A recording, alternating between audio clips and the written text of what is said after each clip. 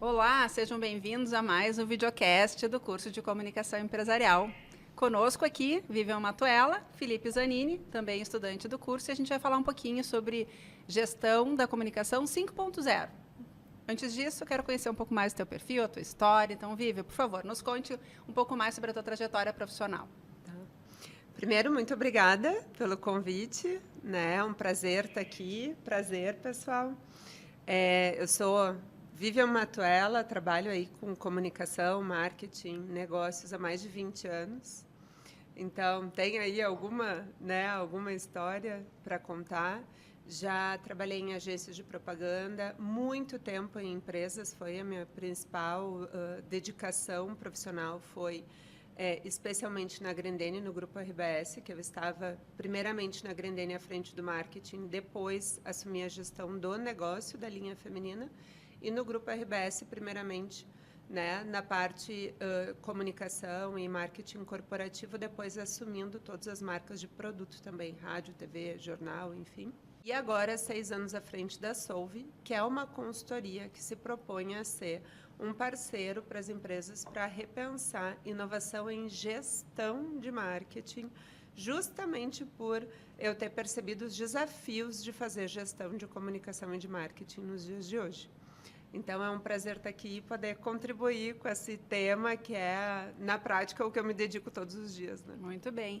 Vivi, a tua formação acadêmica, conta um pouquinho mais. O que tu te formou, te especializou? Eu sou filha da PUC, né? Me formei em comunicação, publicidade e propaganda aqui na PUC. E eu sempre quis fazer na PUC, né? Eu me lembro na ocasião, assim, era um curso muito prestigiado, né? Publicidade e propaganda, então eu quis fazer na PUC por escolha. Passei até em outras universidades, mas quis fazer aqui. E depois, naturalmente, eu fui me interessando mais para uma pauta mais empresarial.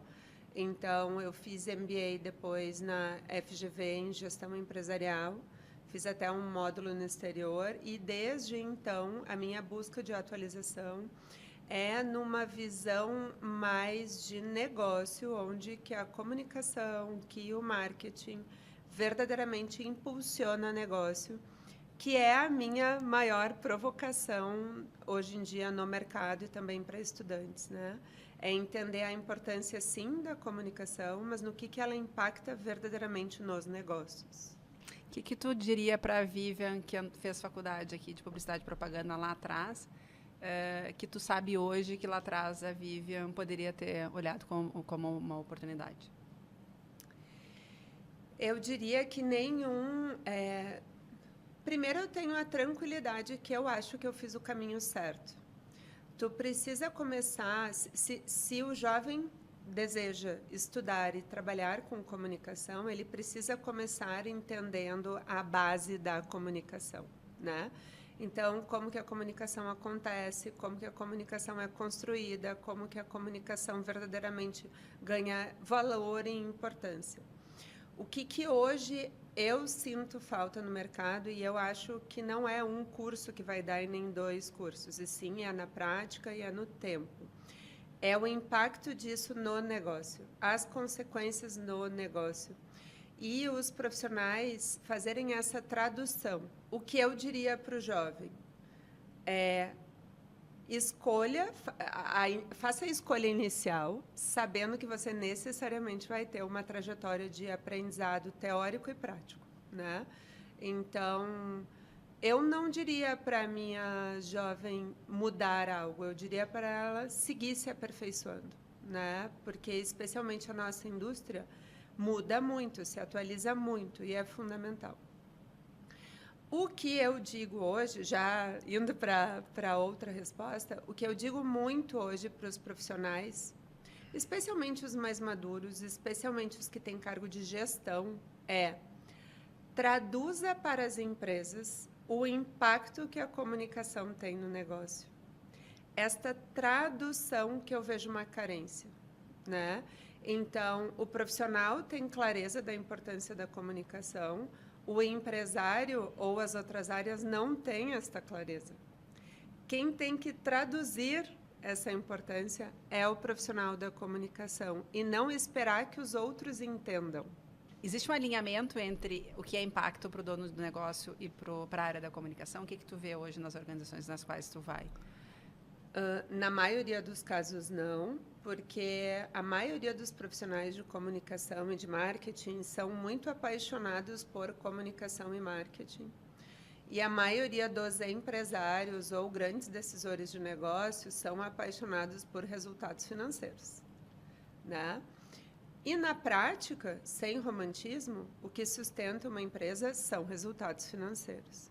O que eu vejo como oportunidade é esse profissional de comunicação e de marketing saber olhar isso, saber se relacionar com isso para, no seu papel, ele contribuir. Não é uma mudança de papel dele, mas é aprimorar, abrir esse olhar e entender que sim, a comunicação é importante, mas só se ela tiver um impacto sobre resultado real, resultado tangível, para que ele seja mais respeitado na organização. Eu já tive momentos assim em que eu trabalhava em uma organização e eu acabei porventura sendo a única pessoa de comunicação estando lá. Eu estou no início de carreira, assim, eu tinha alguns impasses para conversar com o meu gestor, porque ele entendia muito de números, justamente, né, isso que a gente está trazendo, e eu entendia mais da parte de comunicação, então eu sentia esse problema assim nessa tradução justamente que tu comentou. Como é que tu acha que eu poderia trabalhar, assim, o que eu poderia trazer para o meu gestor para ele conseguir entender o meu ponto de eu conseguir mostrar para ele a importância da comunicação dentro da organização? Então, eu acho que primeiro é muito interessante, assim, eu até tenho um produto, sem ficar falando aqui da minha empresa, mas eu tenho um produto que se fala A Ponte, que eu chamo A Ponte, que é fazer a ponte entre esses dois mundos, né? O que eu vejo de profissionais de marketing e de comunicação que crescem? São aqueles que verdadeiramente acreditam na importância do resultado financeiro. Quando a gente acredita, a gente passa a querer entender mais. Quando a gente finge que acredita, a gente faz por obrigação, porque o chefe mandou, e a gente verdadeiramente não tem o desejo de buscar isso. Então, primeiro entender que a comunicação é importante sim, mas não basta, né? A empresa precisa vender, ela precisa de resultados financeiros, porque no fim do dia é isso que importa, é isso que mantém os empregos e é isso que torna a empresa forte para poder investir, né? Então, primeiro ponto, eu acho que é o profissional de comunicação sair um pouco da sua paixão por comunicação e marketing e querer realmente gostar de negócio, gostar de fazer negócio e aprender a falar sobre dinheiro, resultados financeiros, né? E, de novo, não é para mudar o seu papel, é para saber entender para poder contribuir. Então, o primeiro passo é ter esse desejo de entender, esse desejo de aprender. Uma vez tendo, plugar o que as ações de comunicação que estão sendo propostas têm como impacto e benefício nisso, né?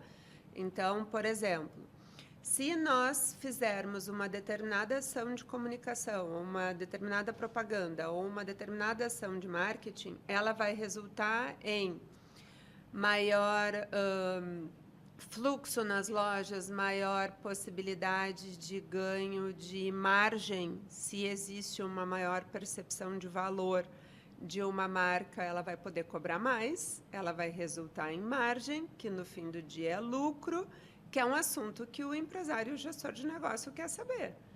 Só que aí o profissional de comunicação conectou as duas coisas. O que este trabalho de comunicação e de marketing vai trazer para o negócio dele. Se o profissional só chegar... eu vou trazer aqui duas situações. O profissional de comunicação diz, eu acho que tem que fazer essa ação de comunicação para valorizar a marca. O empresário ou o gestor de negócio vai dizer, ok. Ele não traduz o que ele ganha com isso. Se o profissional leva essa mesma proposta e diz, com isso tem potencial de a gente valorizar a nossa marca, para o consumidor estar disposto a pagar mais caro, para a gente ter mais margem de resultado, para a empresa ter mais lucro, ele vai querer te ouvir. É a mesma coisa e mudou totalmente a história e passou a ter valor para ele. Algo que não era interessante para ele ouvir, passou a ser interessante para ele ouvir, porque ele percebeu o valor.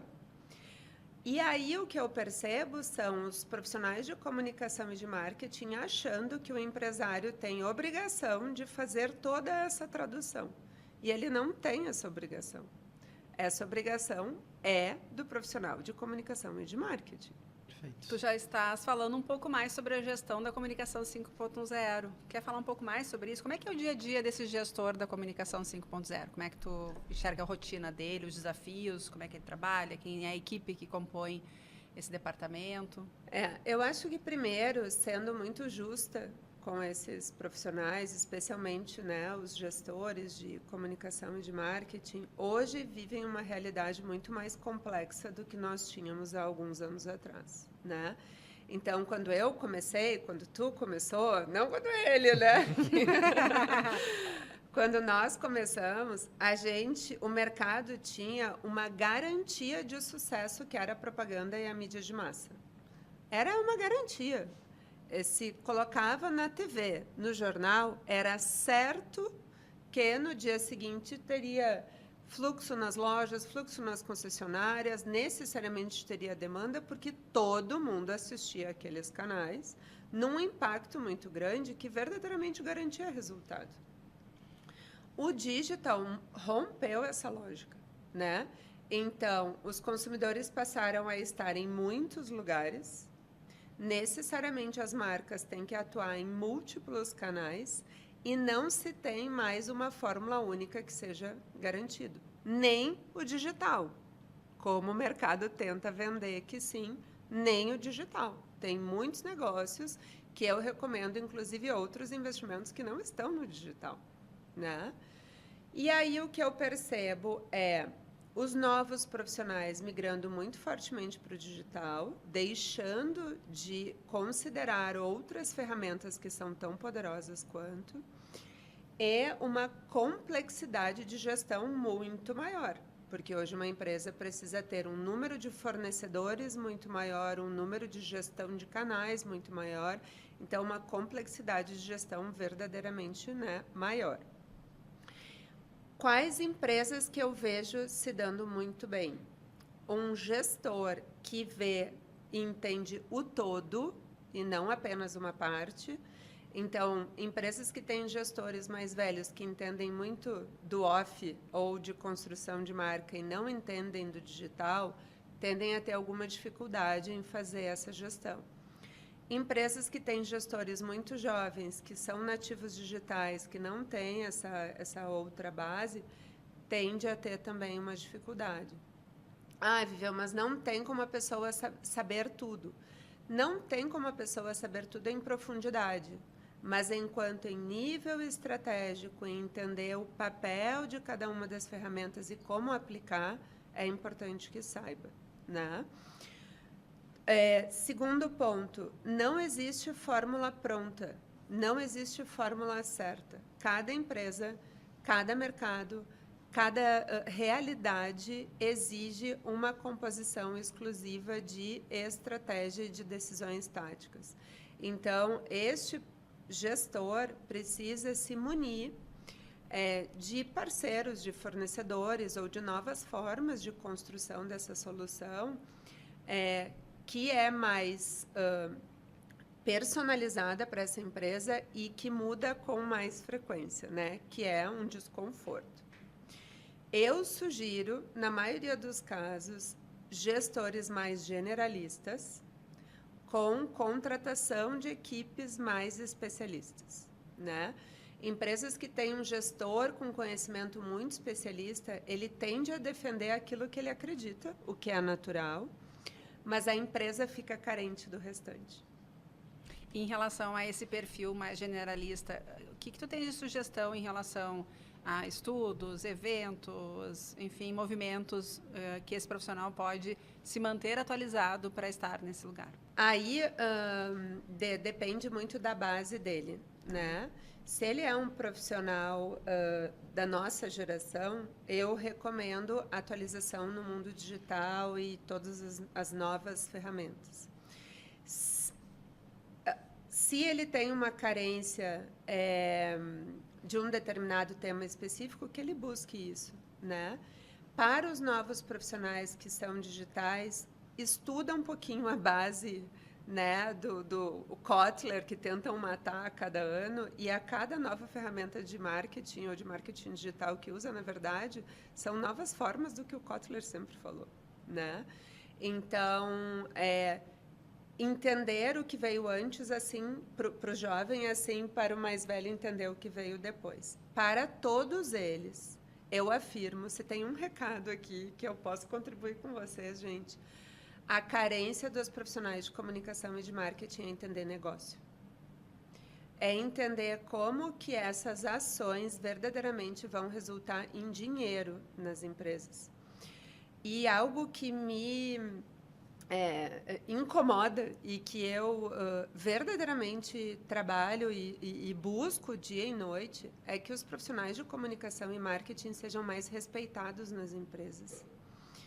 Porque eles não sabem falar de dinheiro. Só é respeitado numa empresa quem sabe falar de dinheiro, quem sabe falar qual é o impacto que isso vai trazer. Então, isso é o que eu mais me proponho, né?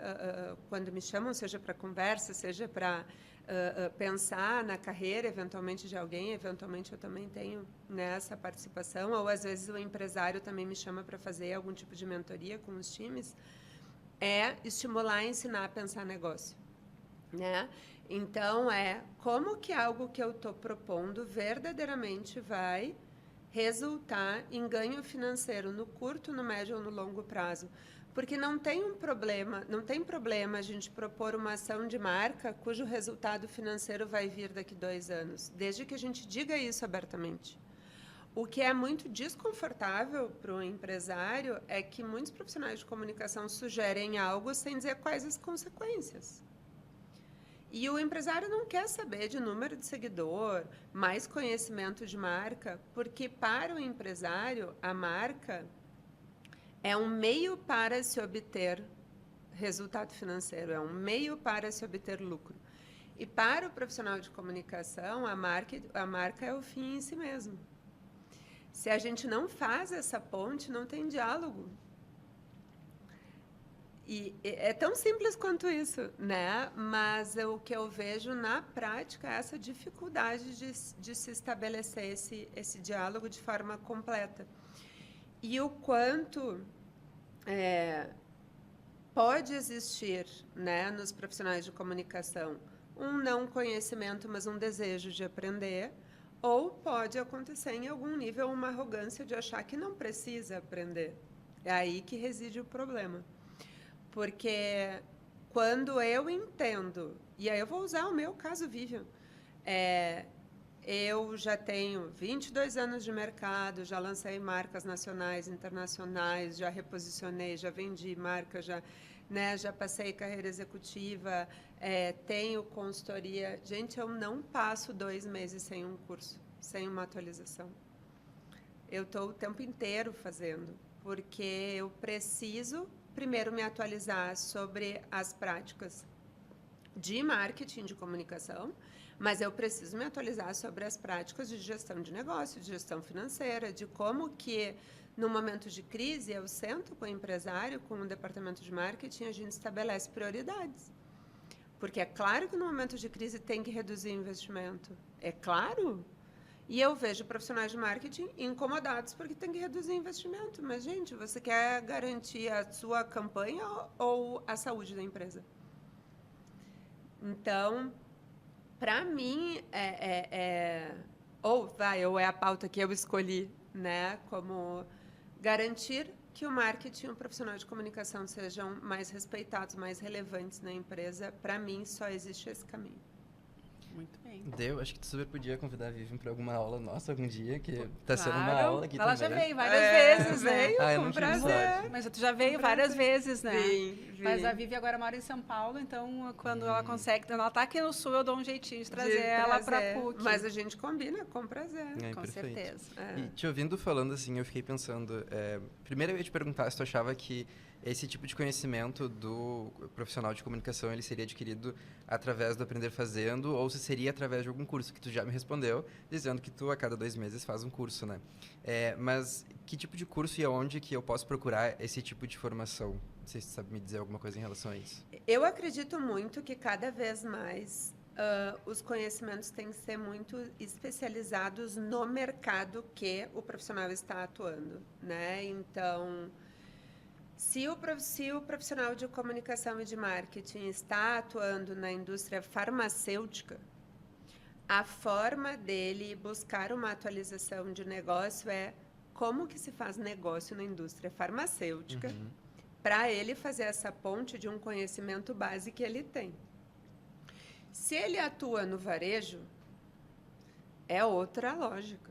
Como que se faz negócio, como que se acelera negócios no varejo. É fazer um curso específico sobre isso e sempre plugando com o conhecimento de origem, né? Para gerar algo novo que seja teu, para gerar algo novo que seja da D, para gerar algo novo que seja meu. Então, assim, eu não vejo muitas pessoas falando sobre a pauta de tornar o profissional de marketing e comunicação mais respeitado falando de negócio. Eu quero essa pauta, porque eu acho que ela é necessária para as empresas e foi algo que eu percebi que é carente. Então, o que eu mais faço o curso? Entender a cabeça do empresário. Hoje eu sou empresária, então, naturalmente, eu entendo mais fácil. E entendendo a cabeça do profissional de marketing e comunicação, como é que eu ajudo para conectar essas coisas. Esse é o meu foco de busca de atualização. Porque eu não preciso mais saber do básico da comunicação, do marketing, porque também já tem bastante tempo de prática. Mas aí vai de onde eu estou hoje como gestor de comunicação e de marketing, o que eu quero aprender mais para contribuir com essa empresa e com a minha carreira e pegar cursos específicos.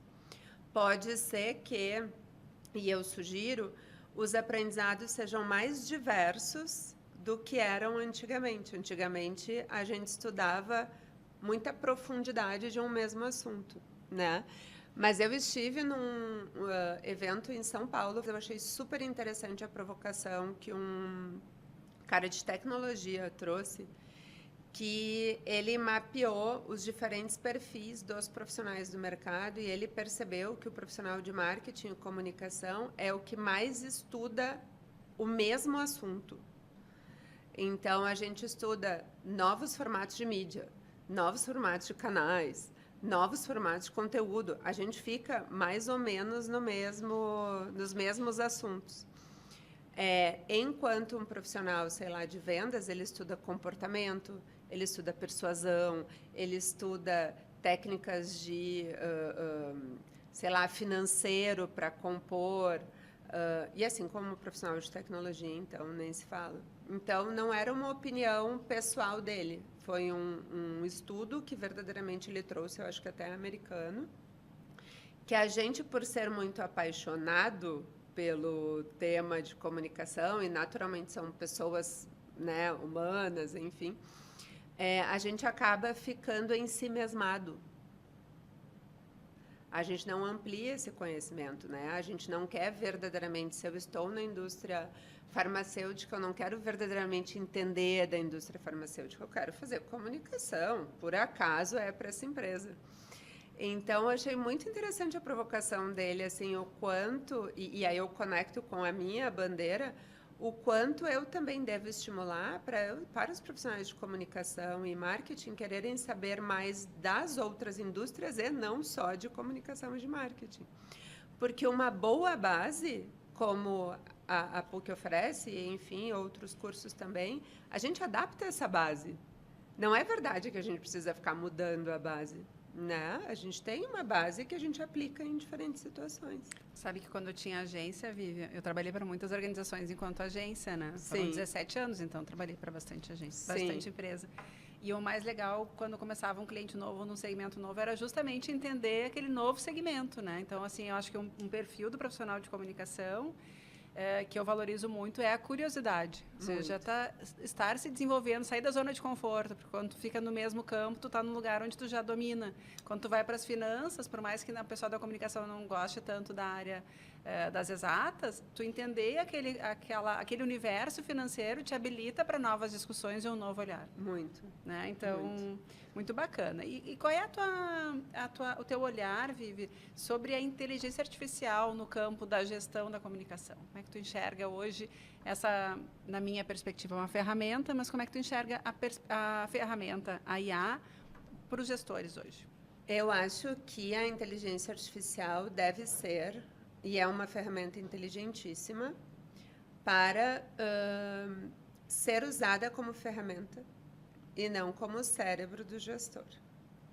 O que eu vejo hoje, infelizmente, é a ferramenta dando lugar à preguiça do gestor e dos profissionais de substituir o seu penso e a sua proposta em totalidade à ferramenta. Tu tem visto isso no mercado? Tenho visto. Então, eu já vi diferentes situações onde a ferramenta é um impulso inicial de algo, ou ela assume parte da operação, onde segue existindo um penso estratégico e segue existindo uma reflexão sobre o que a ferramenta fez, que é um modelo que eu acredito muito. E já vi situações onde se delega a ferramenta quase que a totalidade, né, tanto da recomendação quanto da operação, e uma consequência de um trabalho que não faz sentido, cheio de erros de português, porque na prática a ferramenta ela ainda está aprendendo muita coisa, né? E um descompasso em muitos momentos do que foi conversado na reunião e o que foi entregue por uma preguiça, verdadeiramente, não tem outro termo, né? Ou um descuido do profissional que está conduzindo, de que ele pegou, copiou, colou e entregou, né? A ferramenta, ela tem que ser utilizada com certeza, mas a minha recomendação é o cenário 2, né? Então, assim como profissionais de performance, de tráfego, vou usar aqui um exemplo de marketing digital que é muito, né, utilizado e tem muito valor, eu vejo as empresas perdendo muito tempo num excesso de relatórios de tráfego, de dados que são irrelevantes, né? Então, assim, vou fazer uma analogia absurda, mas vem uma série de relatórios. Vamos supor que a gente tem que ir aqui para a praia, né? Então, vem uma série de dados dizendo que não, a gente chegou mais rápido para a praia, porque a gente cortou um determinado trecho da estrada, a gente conseguiu fugir do pedágio, com isso teve uma determinada economia e a gente chegou 2 horas antes na praia. Ok, mas a gente tinha que ir para a montanha, porque o briefing era inverno, as pessoas estavam com frio, e não se ouviu o briefing. A gente fica fascinado pelos dados que aquela estrada e a fuga do pedágio dá, e as empresas vão parar no lugar errado. Então, assim, fiz uma analogia absurda, mas assim, é isso que acontece com a inteligência artificial, é isso que acontece com o tráfego e todos os dados que são extremamente sedutores, porque eles dão uma falsa tranquilidade de a gente ter domínio sobre aquele investimento, mas se esquece da estratégia, se esquece do objetivo, né? Enquanto a gente se fascina pelas ferramentas. Então, de novo, né? Volta ao ponto anterior. Se o gestor sabe falar de negócio, se o gestor entende onde tem que chegar, ele estabelece objetivos para a empresa, ele não se desfoca com ferramentas. Ele usa ferramentas a serviço dele, mas ele não fica refém das ferramentas. Isso isso eu acho que eu ainda vejo assim muito, né? A ferramenta tem que estar a teu serviço e não recomendar o que tu deve fazer. Vivian, aí vocês vão me dizer, Vivian, mas isso exige mais conhecimento, isso exige mais experiência, isso exige... Sim, por isso que o gestor tem que ser gestor depois de tempo de mercado. Ninguém deve se tornar gestor no dia que se forma. Então, tem muita expectativa, né? A gente sabe dos jovens desse crescimento muito rápido, mas não é saudável, porque eles se expõem. Mas eu quero ser gestor logo. Tudo bem, mas você não vai ser um bom gestor. E o dono da empresa, os profissionais sêniores sabem disso. É uma ilusão. Então, respeita o tempo, respeita o aprendizado. Em todas as fases tem coisas muito importantes para aprender. E é tão gostoso quando a gente entende que a gente assumiu uma posição porque a gente teve o mérito daquela posição, que a gente verdadeiramente estava pronto para aquela posição e que a gente pode sentar numa mesa e ser respeitado e não estar ali por imposição. Então, outro recado aqui que eu dou, não tenha pressa. Tem tanto tempo para fazer tanta coisa, né? Eu, depois de 22 anos, sou uma eterna aprendiz. E é tão bom, né? A gente estava conversando hoje mais cedo, assim, quanta coisa nova a gente pode fazer e quer fazer. Muito bem. Perguntas? Uma pergunta para a gente encerrar o nosso bate-papo. Vivi, a gente estava pensando aqui, alguma dica que tu tenha para dar para algum CEO com o seu trabalho com um profissional de comunicação da organização?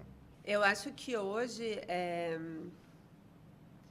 eu tenho o privilégio, né, de como consultora, naturalmente uma pessoa de fora, a gente acaba tendo um pouco mais de espaço, né, para exigir um pouco mais de tempo de dedicação para definir um briefing, para definir um objetivo, para a gente detalhar um pouco mais o ponto de partida. Naturalmente, e quando eu era executiva e profissional, né, das empresas, o CEO passa o briefing com muita pressa. Não, tem que fazer tal coisa, vai, e aí nós, profissionais de comunicação, a gente fica querendo entender um pouco melhor. Eles dizem, eu já falei, né? E não, um bom trabalho, ele só é feito com um bom briefing. Então, que o CEO entenda e dê esse espaço de reflexão inicial para se chegar a um objetivo consistente. Desde que o profissional de comunicação e marketing faça perguntas inteligentes, também tem isso, né? Mas vou te trazer um exemplo que aconteceu há algum tempo atrás comigo. Iniciando um projeto, um CEO, um empresário, eu perguntei, qual o seu objetivo de negócio? Ele disse, eu quero vender mais. Eu disse, ok, todo mundo quer, mas isso não é um objetivo de negócio. Tu quer vender mais o quê? Tu quer vender mais por quê? Né? E aí, depois de alguns estímulos que eu fiz, ele me trouxe, eu preciso vender mais caro porque eu tenho um desafio de margem. Ok, agora a gente passa a ter um objetivo mais concreto para que o profissional de marketing possa trabalhar, né? Então, eu acho que sim, né? Este lugar de dar espaço, dar esse tempo para qualificar esse briefing é um ponto importante também, né? Que o CEO, que o empresário, o gestor de negócio também pode contribuir nessa relação. Perfeito. E pensando para um estudante agora, para além, claro, do que tu já nos trouxe da questão da parte de finanças, de negócio, o que mais que tu acha que tu pode trazer para a gente? Eu acho que o estudante dos dias de hoje deve ficar atento de não querer apressar o entendimento e ficar num nível de superficialidade, né? Eu acho que a gente está vivendo um tempo muito acelerado que a gente tende a passar pouco tempo nas reflexões.